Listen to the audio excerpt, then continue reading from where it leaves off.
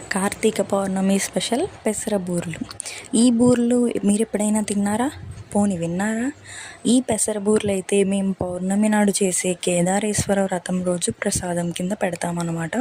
వ్రతం చేసే రోజైతే మార్నింగ్ నుంచి ఈవినింగ్ వరకు ఉపవాసం అయితే ఉండి ఏదైతే బూరెల ప్రసాదం పెడతామో ఆ బూరెల ప్రసాదాన్ని స్వీకరించి ఉపవాసాన్ని అయితే మేము చెల్లిస్తాము కేదారేశ్వర వ్రతం రోజు.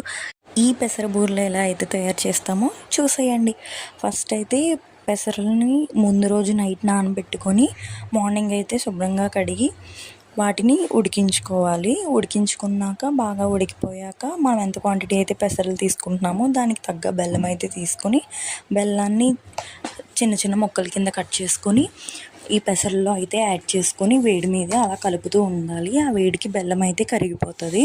బెల్లం బాగా కరిగాక ఒక 2 మినిట్స్ స్టవ్ మీద పెట్టుకొని అయితే దింపేసుకోవాలి. తర్వాత ఫ్లేవర్ కోసం ఒక 2-3 ఇలాచీని అయితే యాడ్ చేసుకోవాలి. ఇలాచీని యాడ్ చేసుకుని బాగా కలుపుకోవాలి. తర్వాత చల్లారడం కోసం అయితే ఒక ప్లేట్లోకి తీసుకొని చల్లారి పెట్టుకోవాలి. తర్వాత బూరెల పైన తోపు కోసం అయితే బియ్యం పిండిని తీసుకొని అందులో సరిపడా సాల్ట్ని అయితే యాడ్ చేసుకొని బాగా మిక్స్ చేసుకోవాలి ఫస్ట్. తర్వాత బెల్లాన్ని వాటర్లో కరిగించుకొని ఆ వాటర్ వేసుకుంటూ ఒక ముద్దలా బాగా దగ్గరికి కలుపుకోవాలన్నమాట.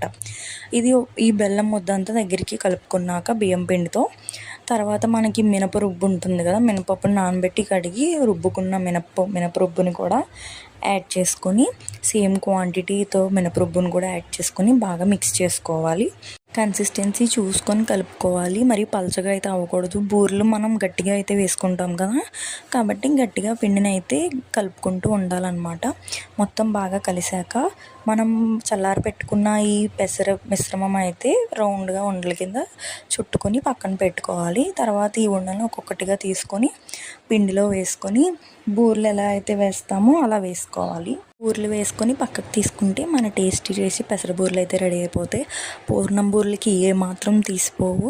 సేమ్ ప్రాసెస్ పూర్ణం బూరెలు ఎలా అయితే చేస్తామో ఈ పెసర బూరెలు కూడా అలాగే చేస్తాము.